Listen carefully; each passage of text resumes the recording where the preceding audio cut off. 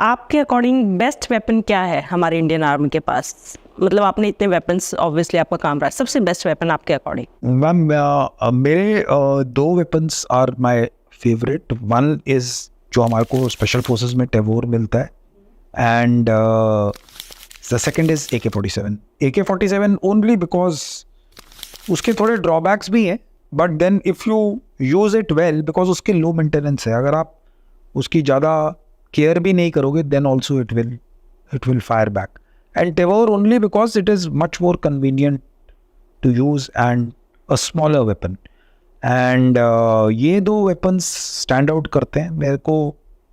मेरे personal favourites तो यही दो हैं, बिकॉज अभी आप आर्टिलरी ऑफिसर से पूछेंगे तो वो तो गन्स के बारे में बताएंगे, किसी UAV पायलट से पूछेंगे तो वो, बट मैं तो स्मॉल आर्म्स वाला आदमी हूँ, तो these are the two weapons I like the most. AK-47 की जैसे हम बात कर रहे थे, तो इवन अगर उस हथियार का अगर कॉकिंग हैंडल जो होता है जिससे आप राउंड चेम्बर में लाते हैं, जिसको कॉक करते हैं, अगर वो टूट जाए, so this was told to me by a surrendered militant. पर मेरे जो प्रोबेशन में उस्ताद थे उन्होंने मेरे को पहले ही सिखा दिया था, तो हम सरेंडर्ड मिलिटेंट के साथ ऑपरेशन करते थे खूब सारे. जैसे मैंने आपको बताया वो सोर्सेज का काम करते थे, और बाद में STF और पुराने इखवानीज जो होते थे. तो उन्होंने बताया कि अगर ये टूट जाएगा तो कैसे. मैंने बोला कि कैसे करोगे? तो अगर आप उसको AK को उसके बैरल से पकड़ के ऐसे जोर से घुमाएंगे तो वो अपने आप कॉक हो जाती है, even if your cocking handle breaks. Because उस मिलिटेंट का फायर फाइट में जब वो मिलिटेंट था, उसका कॉकिंग हैंडल टूट गया था, तो बोला कि हमको सिखाया था कि इसको ऐसे करके कॉक करना है. सो अगर आप उसको जोर से घुमाएंगे, आप, क्योंकि उसके अंदर इधर एक ऐसा सा लिवर है, आप इसको पीछे करोगे तभी. अगर यही टूट जाए तो फिर आप उंगली से यहाँ, तो अगर आप उसको जोर से पकड़ के घुमाओगे ऐसे हनुमान जी की गदा की तरह, तो वो कॉक हो जाएगा. हाँ, तो round goes into the chamber.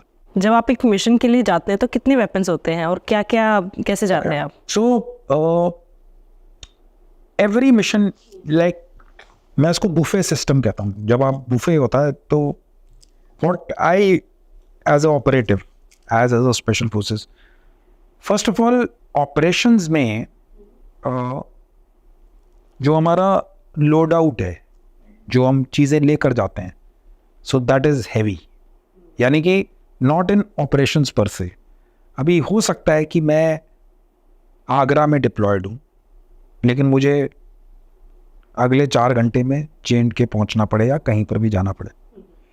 So first of all things needs to be understood कि जितने भी आपके पास हथियार हैं वो सारे, तो मैं काउंटर टेररिज्म वाले हथियार भी अपने साथ रखूँगा, रूम इंटरवेंशन वाला भी सामान तैयार रखूँगा, बिकॉज हो सकता है कि मुझे रूम इंटरवेंशन करना पड़ जाए, हो सकता है कि मुझे पहाड़ों पे चढ़ना पड़ जाए, हो सकता है मुझे बर्फ़ वाले इलाके में जाना पड़ जाए.